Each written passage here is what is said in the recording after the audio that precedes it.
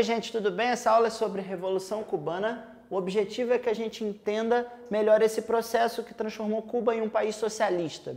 Vocês vão ver que tem uma série de elementos particulares que tornam essa Revolução Socialista nas Américas um dos eventos mais importantes da história do século XX.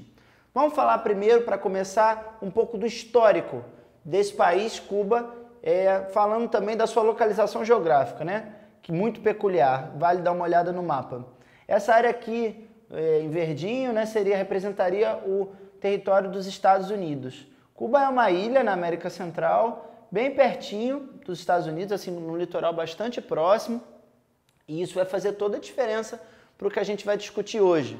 Tá? Inicialmente, Cuba foi uma colônia da Espanha, por isso falam espanhol, e teve um processo de independência com alta participação dos Estados Unidos, aí a questão da proximidade, né? Quando Cuba se tornou independente, a primeira Constituição cubana, ela incluía a chamada Emenda Platt, que dava direito aos Estados Unidos a fazerem alterações na política cubana. Olha só que coisa, né? Mesmo sendo um país independente, não estando mais ligado à sua metrópole original, que era a Espanha, tinha uma grande influência de um país próximo, que estava se consolidando como uma potência mundial, que era os Estados Unidos. Isso quer dizer também que Cuba foi alvo, portanto, do imperialismo dos Estados Unidos desde o início, né? A gente chama de imperialismo esse processo, por meio do qual alguma potência projeta o seu poder econômico ou político em outra área. No caso, isso aconteceu direto desde o início da vida cubana, desde o início da vida independente, né, do país, sendo um país independente.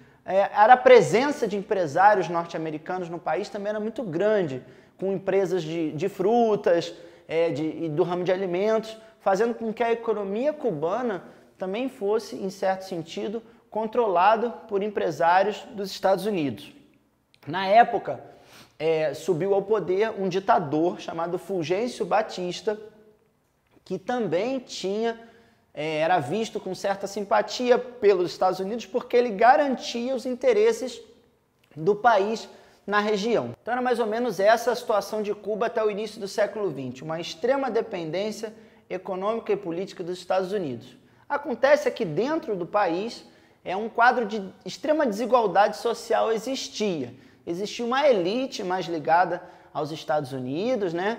Mas existia também uma grande parte da população que sofria com as condições de vida que eram ruins, né? Ou seja, com pouco acesso a bons serviços públicos, né? Com dificuldades de manter a vida, com más condições de vida. O que acontece? Nesse período surge um grupo que passa a questionar essa ditadura do Fulgêncio Batista, que só servia às elites e não à maior parte do povo cubano.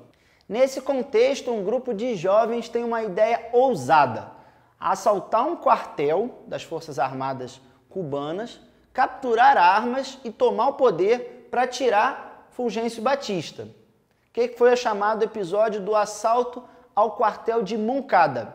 Esse grupo de jovens realizou de fato o assalto, mas não conseguiram ser bem-sucedidos. Eles terminaram presos, né? Um deles se tornou bastante conhecido nesse período, Fidel Castro. Fidel Castro e seus comparsas, vamos dizer assim, seus companheiros, eles passaram 2 anos na prisão, só conseguindo ser libertados depois desse período por conta desse levante do quartel de Moncada. O que eles fizeram? Quando eles conseguiram se libertar da prisão, eles fugiram do país, fugiram de Cuba, para pensar uma solução política em outro lugar de uma forma mais livre. Foram para o México. Esses jovens no México, eles planejam o retorno a Cuba e a invasão da ilha, né, com meio de barcos. Então eles vêm para a ilha de Cuba, desembarcam, eles sofrem a repressão do regime e apenas alguns sobrevivem. Esses alguns que sobrevivem, eles vão para a área do interior do país. Qual é o objetivo, então, passa a ser, né, o objetivo desse grupo? No interior do país, no meio da floresta, no meio de uma área que era mais rural, organizar um movimento armado para tomar o poder. Foi a chamada Guerrilha de Sierra Maestra, que é o local onde esse grupo se organizou no interior de Cuba. Aí acontece uma coisa muito interessante nesse processo, né? um grupo bem pequeno de pessoas consegue se organizar com algumas poucas armas no interior do país, conseguindo o apoio de alguns trabalhadores rurais, de sindicatos, e eles fazem, enfim, no final dos anos 50, uma verdadeira revolução e tiram Fulgêncio Batista do poder, iniciando um governo de caráter nacional e bastante popular. Assim que assumiu o poder, Fidel Castro e seus aliados, né, eles fizeram uma série de medidas que foram bem recebidas pela população cubana, como uma diminuição dos principais preços, né, a nacionalização de algumas partes da economia para diminuir a influência dos Estados Unidos. As imagens de um grupo de poucos jovens, isso é muito importante ser dito, esse grupo que fez a Revolução Cubana em 1959 era geral de jovens, e a imagem daqueles jovens barbudos que tinham feito aquele movimento rodaram o mundo inteiro. Era uma espécie de estímulo para que aquela juventude fizesse transformações em outros lugares também. Esse movimento, que significou o fim do poder de Fulgêncio Batista e a tomada do poder por esse grupo com ideias nacionais e populares, a gente chama de Revolução Cubana. Acontece que nos anos seguintes à chegada desse grupo ao poder, Cuba passa por mudanças políticas bastante relevantes e que têm desdobramentos no cenário mundial. E a gente precisa falar disso também ainda nessa aula. Então, o que acontece? O mundo vivia nesse período o cenário que a gente chama de Guerra Fria. Isso precisa ser dito, que é importante para a gente entender a sequência aqui. Como você sabe, terminou a Segunda Guerra Mundial e duas grandes potências, os Estados Unidos e a União Soviética, passam a disputar áreas de influência do globo. Eles tinham duas ideias completamente diferentes de mundo. Os Estados Unidos defendiam o capitalismo, a ideia da propriedade privada, das empresas em concorrência, né? E do outro lado, a União Soviética, que achava que os trabalhadores tinham que fazer um governo forte, tomar o poder e acabar com a burguesia e com essa ideia de propriedade privada, né? E ele, o governo socialista, distribuindo as riquezas. Esse período de enfrentamento é importante para entender o que está acontecendo aqui, porque Cuba, em 1961, acaba se intitulando socialista. Essa foi uma mudança muito importante para a gente entender o panorama na América Latina a partir de então. Porque, repara, inicialmente, Fidel Castro tinha liderado uma revolução que se dizia nacional e popular, não socialista ainda. Logo depois que a revolução tem sucesso, Fidel Castro é recebido nos Estados Unidos como um grande líder, lá, ele vai a Nova York, essa visita tem bastante propaganda em cima. Não se vê, nesse primeiro momento, Fidel Castro como um inimigo dos Estados Unidos. Isso precisa ser dito porque a gente tem muito essa imagem de que Cuba está na oposição dos Estados Unidos, ou que Fidel Castro teria sido um líder de oposição aos Estados Unidos. Isso, de fato, aconteceu depois, mas a gente tem que entender como essa mudança se processou. Fidel Castro fez esse anúncio porque estava enfrentando dentro do seu país resistências, né, de empresários e de pessoas da elite ligadas aos Estados Unidos que estavam sendo contrários a seu governo. Então, Fidel Castro começa a se afastar e, no início dos anos 60, já num cenário de Guerra Fria, obviamente já de olho numa aliança com a potência do bloco comunista, a União Soviética, declara o país socialista. Nesse cenário, os Estados Unidos, num episódio militar muito mal explicado, com participação da Agência de Inteligência dos Estados Unidos, a CIA, organiza, com alguns cubanos que estavam fora do país, uma tentativa de invasão à ilha, a chamada invasão da Baía dos Porcos, que era um local aqui em Cuba.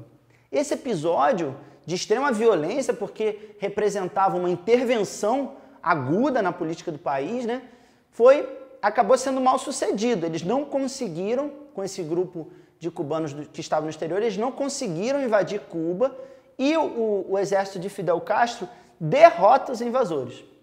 Nesse momento, a guinada ela se consolida.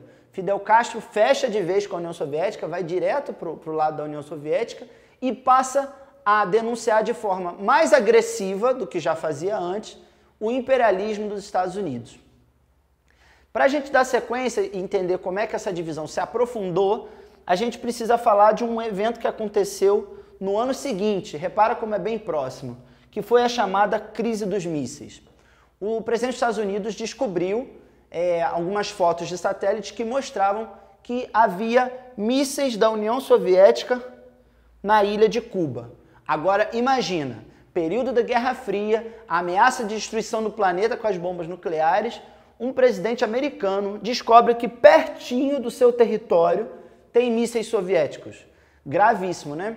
O presidente dos Estados Unidos, John Kennedy, também achou. Ele ordenou que a Marinha Americana fizesse um bloqueio naval da ilha de Cuba, ou seja, ninguém entra e ninguém sai, ameaçando que se aquela situação não fosse resolvida, se aqueles mísseis não saíssem de lá, uma guerra poderia acontecer. Foi um dos períodos mais assustadores da Guerra Fria, porque de fato um enfrentamento entre União Soviética e Estados Unidos estava prestes a acontecer.